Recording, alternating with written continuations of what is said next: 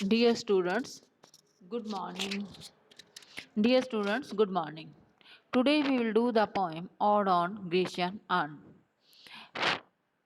We have already discussed about the poem about the poet in the first video, part 1, and in this video we will discuss the poem Ode on a Grecian Urn.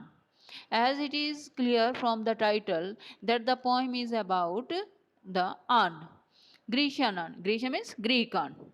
Okay, तो John Keats ने ये जो poem लिखी वो 1819 में लिखी। और ये किससे इंस्पायर होकर लिखी? तो उन्होंने एक after reading an article by Benjamin Haydon, an English artist, on the Elgin Marble, a collection of Greek artifacts and sculptures. तो जो पोएम है वो बेंजामिन हेडन ने एल्जिन मार्बल के से बने हुए ये जो आर्न है, ग्रीशियन आर्न, इसको एक म्यूजियम में रखा हुआ था, जो उसको देखा और आर्टिकल लिखा और उसको पढ़ने के बाद कीट्स ने ये पोएम लिखी। तो ये कला का नमूना था ग्रीशियन आर्न। इस पर बहुत ही सुंदर नक्काशी की गई है, बहुत ही सुंदर पिक्चर्स बनी हुई है और वो सारी पिक्चर्स अलग अलग कहानी बयान कर रही हैं। तो पोइट क्वेश्चंस मार्क में ही पूछता है कि you are so splendid, you are the foster child, okay, you are a pure bride, untouched, unravished bride। तो कि तुम एक अनछुई दुल्हन हो, तुम कितने सुंदर हो। ओके, इवन की जो बात हम पोएम में एक्सप्रेस नहीं कर सकते जो आपने कर दी है। तो दूसरा जो थीम है ये है कि पोइट यहाँ ये बताना चाहते हैं कि art is immortal and man is mortal. Human life is temporary and art is permanent. जो कला है वो परमानेंट है, जो कला में बन गया है वो हमें खुशी देता है। और अगर कोई पिक्चर बनी हुई है, कोई पेंटिंग बनी हुई है और वो स्माइलिंग फेस है, तो उस पिक्चर में तो उस पेंटिंग में तो हमेशा स्माइलिंग फेस ही रहेगा, क्योंकि वो एक आर्ट है, वो कला है। और कला क्या है? Art is permanent. But human life में हम हमेशा हंस नहीं सकते। हमारी लाइफ में सुख और दुख आते हैं, कभी हम हंसते हैं, कभी हम उदास हो जाते हैं, कभी हम रोते हैं। तो हमारी लाइफ क्या है? चेंजेबल है, चेंजेस आते रहते हैं और हम एक जैसे नहीं रह सकते। तो life is temporary, okay, art is permanent. तो पोइट अलग अलग पिक्चर्स को एक्सप्लेन करता है यहाँ। और हमारी जो ये जो पोएम है ये हमारी डिफरेंट सेंसेस को अपील करती है। कभी हम कोई गीत सुनते हैं, कभी हमें किसी चीज़ की स्मेल आती है, ओके, कभी हम कोई पिक्चर देखते हैं। तो अलग अलग पिक्चर्स जो है अलग अलग कहानी बयान कर रही हैं। तो let us read the poem Ode on Grecian Urn. So one theme that is presented in the last para and in the last two lines, that truth is beauty and beauty is truth. Okay, तो beauty and the truth are the one and the same, कि जो सच है वही सुंदर, जो सुंदर है वही सच है।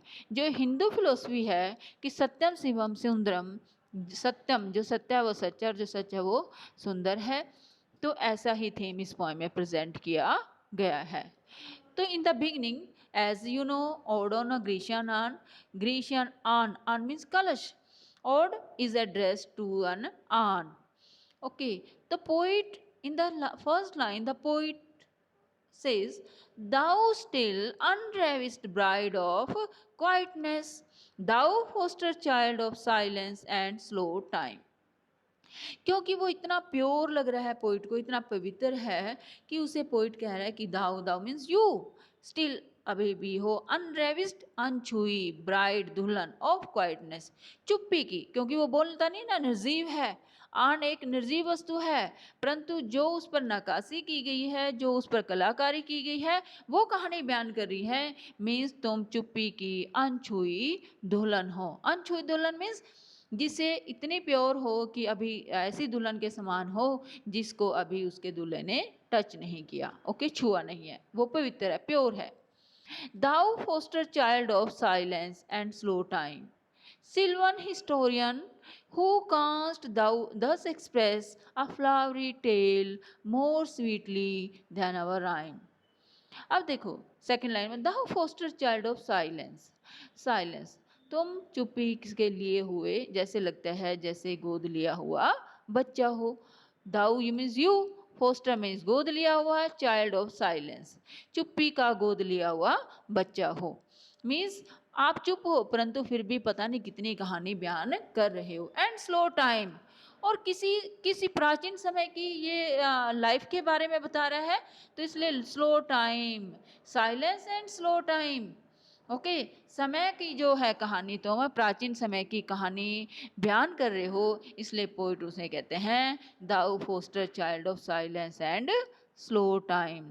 तुम साइलेंस के और समय की, ऐसे लगता है जैसे समय का गोद लिया हुआ बच्चा हो। सिल्वन हिस्टोरियन, अब क्योंकि सिल्वन मीन्स होता है जंगल, क्योंकि उस पे जंगल का सीन बना हुआ है, पेड़ बने हुए हैं, ऐसा लगता है किसी जंगल का सीन है, ब्यूटीफुल पिक्चर्स हैं, नेचुरल लाइफ के बारे में है, तो इसलिए पोइट को कहते हैं सिल्वन हिस्टोरियन। तुम क्या हो, तुम तो एक उसे नेचुरल हिस्टोरियन हो, मतलब नेचुरल हिस्टोरियन हो, नेचर का इतिहास बता रहे हो, प्राचीन में इतिहास कैसा था जंगलों का, नेचर का। Who can't thus express a flowery tale more sweetly than our rhyme? Who means you, यहाँ कलश को कहा जा रहा है, तुम कलश who can't thus express a flowery tale more sweetly than our rhyme?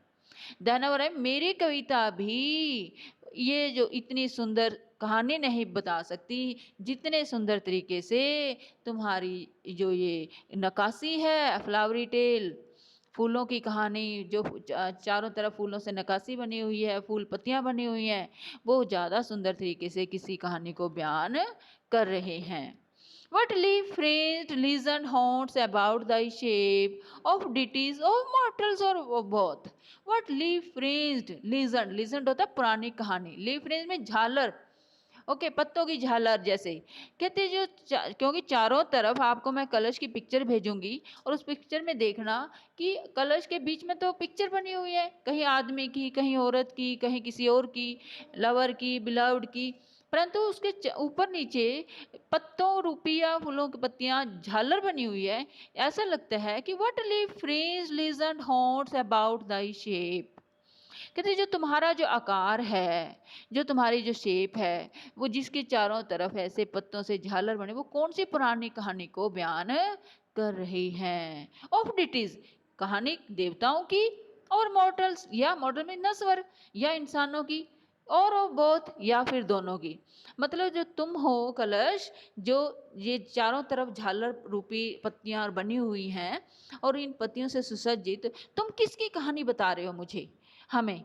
तुम ये कहानी देवताओं की बता रहे हो या इंसानों की कहानी बयान कर रहे हो? मतलब जो पिक्चर बनी हुई है यहाँ, वो किसी देवताओं की है या इंसानों की है या फिर दोनों की है? इन टेम्पे और डेल्स ऑफ आर्केडी, ये टेम्पे